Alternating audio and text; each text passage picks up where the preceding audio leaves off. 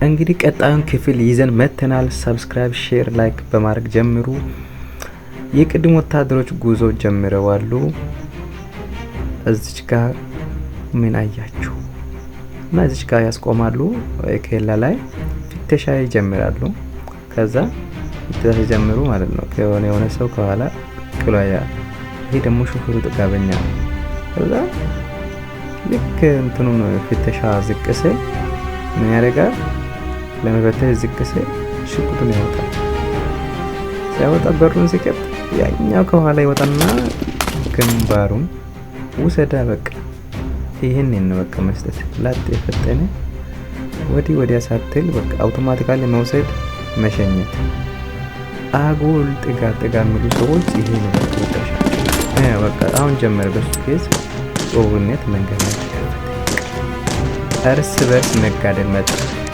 በቃ መጣ እና እናንተ ብትሆን ምንድነው የምታደርጉት? እንደሱ ቅጽበታ አውጥታችሁ ነው የምትጥሉት በሽጉጥ አናት የምትጥሉት ወይስ ምንድነው የምታደርጉት? እስቲ ኮሜንት አስቀምጡና። እርስ በርስ በቃ ግጭት ተጀመረ፣ መግለል ጀመረ። ተኩስ ያላሰበ የሚያሰበ በቃ ጀመረ። እኔ ግን እንደዚህ ያለ ፊልም ለመስራት በቃ 20-30 ዓመት ይፈጃል ብዬ አስባለሁ። እንደዚህ ያለ ፊልሞች ለመስራት 20-30 ዓመት አስባቸው። በቃ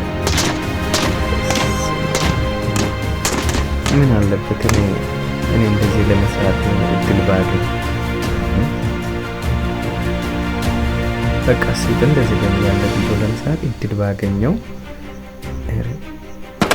በስማምኔ በቃ ጠብ ማድረግ የፈጠነ ዞር ብሎ ሳይሆን ቦምብ ከኋላ አረ ቦምብ እያለ መዝለል ቅጽበታው በቃ ዞር ብሎ አየ መዝለል አለቅ። ምን ሌላ ታሪክ የለ። የፈጠነ በቃ ህይወት ማዳን ብቻ።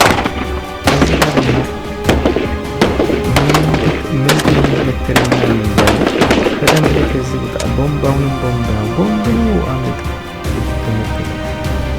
ቅጽበታውን በቃ ከዚህ እናውጣት ያለብን ምናምን እያሉ የፈጠነ እሳት በእሳት። አሁን ዴና የነበረው ከተማ እሳት በእሳት አርጋችሁ እየተከተሉ ነው። እናንተ ወዴት የምትሮጡት? የት ነው የምትሮጡት? የት? ሰላማዊ የነበረ ከተማ መታችሁ እሳት በእሳት ካረጋችሁ በኋላ እየተባታችሁ ልትሄዱ ነው። መንግስት፣ እኛም እኮ መንግስት ያለበት ሀገር ነው ያለው። ስለዚህ ቪዲዮ ከወደዳችሁ ላይክ፣ ሼር፣ ሰብስክራይብ ማድረግ እንዳትረሱ። ሀሳብ አስተያየታችሁን ማስቀመጥ መልካም። እንግዲህ አሁን ቀጣይ ፓርቱን ይዘን እስከምንመጣ